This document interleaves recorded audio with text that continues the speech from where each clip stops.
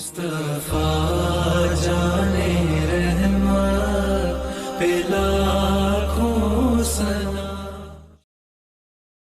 وَتُزَكِّهِمْ وَصَلِّ عَلَيْهِمْ۔ زکوٰۃ اتنا بڑا عمل ہے کہ اللہ تعالیٰ ہمیں کہتا ہے کہ میرے نبی پہ درود پڑھو، فرشتوں سے کہتا ہے میرے نبی پہ درود پڑھو، اور خود بھی کہتا ہے کہ میں اپنے نبی پر درود بھیجتا ہوں۔ اللہ کی طرف اب درود کی نسبت وہ رحمت ہے، اور فرشتوں کی طرف ہماری طرف درود کی نسبت دعا ہے جو ہم کرتے ہیں، صلی علی محمد وعلی آل محمد۔ تو اللہ تعالیٰ نے ہمیں آپ کو، پوری دنیا کے اہل ایمان کو، فرشتوں کو حکم دیا کہ میرے نبی پر درود پڑھو، اور خود بھی پڑھتا ہے، ان اللہ وملائکتہ یصلون علی النبی۔ جو لوگ اللہ کے نام پہ خرچ کریں گے تو اللہ تعالیٰ کہہ رہا ہے وصلی علیہم، اے میرے حبیب ساری امت پر نہیں، جو تیری امت میں میرے نام پہ خرچ کریں گے ان پہ تو درود پڑھ۔ اگرچہ یہاں صلی دعا کے معنی میں ہے کہ تو ان کے لیے دعا کر، آپ ان کے لیے دعا فرمائیں۔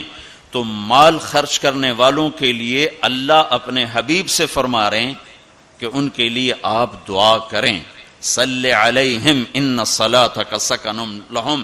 آپ کی جو دعا ہوگی اور آپ کی جو صلات ہوگی، جو آپ کا درود ہوگا، دنیا اور آخرت کے سارے مسائل ان کے حل کر کے لے جائے گا، ان کی دنیا بھی سکھی کر دے گا، ان کی آخرت بھی سکھی کر دے گا۔ تو اللہ تعالیٰ نے زکوٰۃ فرض کی، اور بہت تھوڑی فرض کی۔ پہلی امتوں پر تھی 100 میں 10 روپے، اور ہماری ہے 100 پہ 2.5 روپے، اور اتنا فضل فرمایا کہ پورا سال پیسہ پڑا رہے، پھر کہا اس میں سے 2.5 روپے دے دو، 2,500 دے دو، اگر استعمال ہو جائے تو کوئی زکوٰۃ۔ سال سے ایک دن پہلے اگر وہ مال خرچ ہو گیا ہے تو زکوٰۃ ختم ہو گئی۔ اور 82 دفعہ قرآن میں مال خرچ کرنے کا حکم آیا ہے، 82 دفعہ، اور اللہ تعالیٰ نے ترغیب دی ہے کہ مالدار فقیروں پہ خرچ کریں۔ پھر اللہ تعالیٰ نے فقیروں کو ترغیب دیا کہ تم بھی جتنی وسعت ہو خرچ کیا کرو۔ میرے نبی نے ترغیب دی، سبق درہم 100,000 درہم، 1 روپیہ اللہ کے نام پہ خرچ کرنا 1 لاکھ روپیہ خرچ کرنے سے بڑھ گیا۔ تو صحابہ نے عرض کی وہ کیسے بڑھ گیا؟ تو آپ نے کہا ایک آدمی کے پاس 2 روپے، ایک آدمی کے پاس کروڑوں روپے، جس کے پاس 2 روپے تھے اس نے 1 روپیہ اللہ کے نام پہ دے دیا، اور جس کے پاس کروڑوں تھے اس نے 1 لاکھ دیا۔ جس نے 2 میں سے 1 دیا اس نے اپنے مال کا آدھا حصہ دیا، جس نے 1 لاکھ دیا اس نے اپنے مال کا کوئی 1000واں حصہ دیا۔ جب تولا جائے گا تو 1 روپے کا وزن 1 لاکھ سے بڑھ جائے گا۔ اور اس کا ایک واقعہ بھی، حضرت عمر ہمیشہ حضرت ابو بکر سے کوشش کرتے تھے آگے نکل جاؤں، آگے نکل جاؤں، آگے نکل جاؤں، ساری زندگی موقع نہ بن سکا۔ تبوک کا موقع آیا تو اللہ کے نبی نے کہا مال خرچ کرو۔ عثمان رضی اللہ تعالیٰ نے 10,000 لشکر کا سارا سامان تیار کیا، ان کی سواریاں، ان کا راشن کے لیے تھیلوں کو بند کرنے کے لیے دھاگے تک اپنے گھر سے دیے، اور 300 دینار اوپر دیے۔ تو اللہ کے نبی کی جھولی میں وہ 300 دینار پڑے تھے یوں، اور آپ ان دیناروں کو اٹھا اٹھا کے یوں فرما رہے تھے ما علی عثمان اللہ یعمل بعد، عثمان آج کے بعد کچھ بھی نہ کرے تو جنت واجب ہوگی۔ تو عمر کہنے لگے آج میں ابو بکر کو کاٹ سکتا ہوں، آج میں اس سے آگے نکل سکتا ہوں کہ وہ آج کل غریب ہے، میں مالدار ہوں، تو وہ تھوڑا لائے گا میں زیادہ لاؤں گا تو میں بڑھ جاؤں گا۔ لہٰذا انہوں نے اپنے مال کا آدھا حصہ، آدھا گھر میں رکھا اور آدھا لے کر آئے۔ ابو بکر نے جھاڑو پھیر دیا، جو کچھ تھا وہ سارا سمیٹ کے لے آئے۔ جب دونوں پراپرٹی سامنے رکھی گئیں تو حضرت عمر کی بہت زیادہ نظر آ رہی، ابو بکر کی بہت تھوڑی نظر آ رہی۔ لہٰذا حضرت عمر بڑے اطمینان میں کھڑے کہ آج جیت خطاب کے بیٹے کی ہے۔ میں قربان جاؤں، اللہ رسول تو جانتے ہیں کہ کون کیا کر کے آیا ہے، تو میرے نبی نے سوال ہی بدل دیا جو اس موقع کا سوال ہی نہیں۔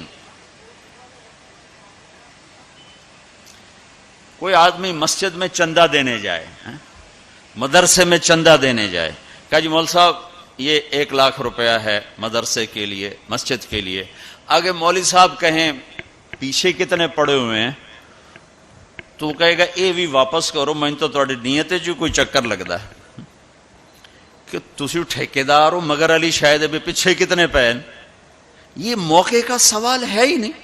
مولوی صاحب کو چاہیے جی جزاک اللہ یہ لیجئے رسید بسم اللہ, پھر بھی موقع آئے تو دیتے رہیں. تو میرے نبی نے پوچھنا یہ تھا ابو بکر کتنا لائے ہو, عمر کتنا لائے ہو, اور یہی اس موقع کا سوال ہے.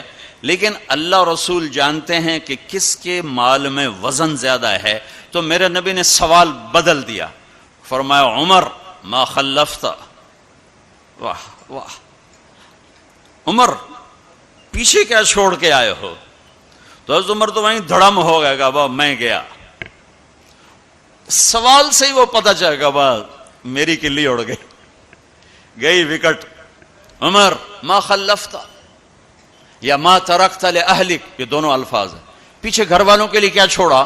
تو پہلے حضرت عمر بڑے جوش میں کھڑے تھے, پھر ایک دم ڈھیلے ہو گئے, کہنے با جی آدھا چھوڑا ہے آدھا لایا ہوں. پھر آپ نے کہا ابا بکر ما خلفت یا ما ترکت لأہلک, ابو بکر تو پیچھے چھوڑ کے کیا آیا, بچوں کے لیے کیا چھوڑ کے آیا؟ تو انہوں نے کہا ترکت اللہ ورسول, میں تو اللہ اس کے رسول کو چھوڑ کے آیا ہوں, باقی سب کچھ لے آیا. تو اس پر عمر کہنے لگے ابو بکر میں نہیں تجھ سے آگے بڑھ سکتا, کوئی بھی تجھ سے آگے نہیں بڑھ سکتا. اور اگلی سنو,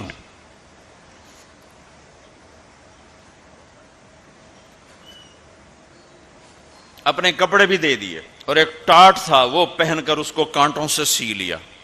تو جبریل آئے, کہنے لگے یا رسول اللہ, اللہ تعالیٰ پوچھ رہے ہیں کہ ابو بکر نے یہ ٹاٹ کیوں پہنا ہوا ہے؟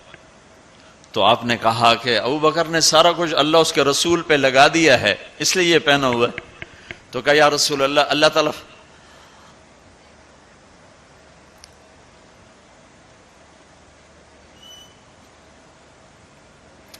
اللہ تعالیٰ فرما رہے ہیں ابو بکر سے پوچھو مجھ سے راضی تو ہے, مجھ سے راضی تو ہے, اس فقر میں مجھ سے راضی ہے؟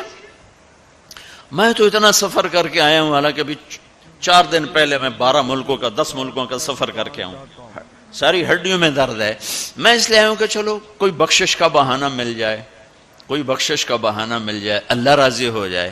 آپ سارے اس لیے حج پہ جا رہے ہو کہ اللہ راضی ہو جائے.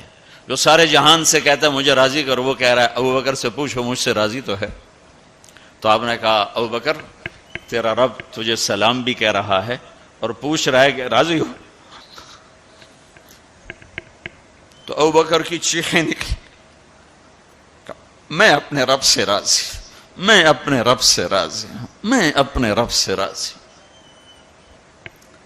میرے بھائیو بہنوں, زندگی ایسے گزار کے مرو کہ اللہ کو ملو تو اللہ خوش ہو کے مل رہا, ایسے نہ مرو کہ اللہ کی بارگاہ میں پیش کیے جا رہے ہوں مجرم بن کر, قیدی بن کر.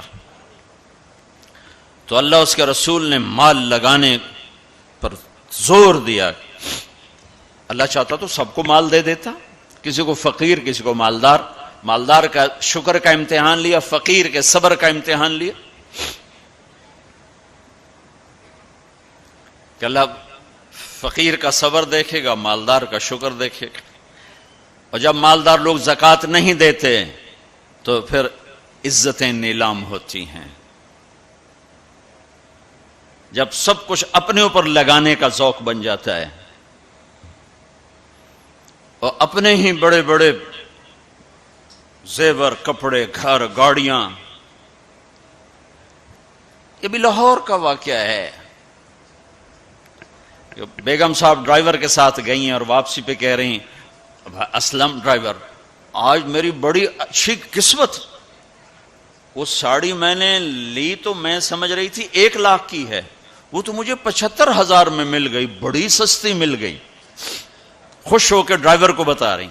تیسرے دن ڈرائیور کے بیٹے کا بازو ٹوٹ گیا, وہ آ کر کہتا ہے صاحب جی میری تنخواہ میں تو اس کا علاج ہو نہیں سکتا, تو مہربانی کر کے کچھ میری مدد کر دیں, اس کا علاج ہو جائے. تو صاحب کہتے ہیں اسلم تمہیں پتہ تو آج کل کاروبار بڑا مندہ ہے, تو میرے پاس تو گنجائش نہیں, میرا ایک ڈاکٹر دوست ہے میں اسے فون کر دیتا ہوں, وہ تمہاری مدد کر دے گا. جب اس طرح ہوتا ہے تو پھر ڈاکے, چوریاں, قتل و غارت شروع ہوتے ہیں. جب اس طرح ہوتا ہے تو مالداروں میں تکبر پیدا ہوتا ہے اور غریبوں میں ظلم پیدا ہوتا ہے. تو زکوٰۃ ایک بہت بڑا عمل ہے. 2.5% تو فرض ہے اور زکوٰۃ دینے والا سخی نہیں اللہ کی بارگاہ میں. ہاں بخیل بھی نہیں، سخی بھی نہیں ہے، بخیل بھی نہیں. یعنی وہ بخل کے ملک سے نکل آیا ہے اور سخاوت کے ملک میں انٹری نہیں ہوئی. 2.5 روپے پہ 1 پیسہ بھی اوپر خرچ کرے گا تو اب سخیوں میں آ گیا. پھر جتنا بڑھتا جائے گا اتنا آگے بڑھتا جائے گا. اور اللہ نے فرمایا مجھے میری عزت کی قسم جنت الفردوس میں بخیل داخل نہیں ہو سکتا. اور اللہ شیطان کہتا ہے کہ مجھے عبادت گزار بخیل سے کبھی ڈر نہیں لگا کہ اس کا بخل اسے ضرور جہنم میں پھینکے گا. نافرمان سخی سے ہر وقت ڈرتا رہتا ہوں کہ اس کی سخاوت کب اسے جنت میں پہنچاتی.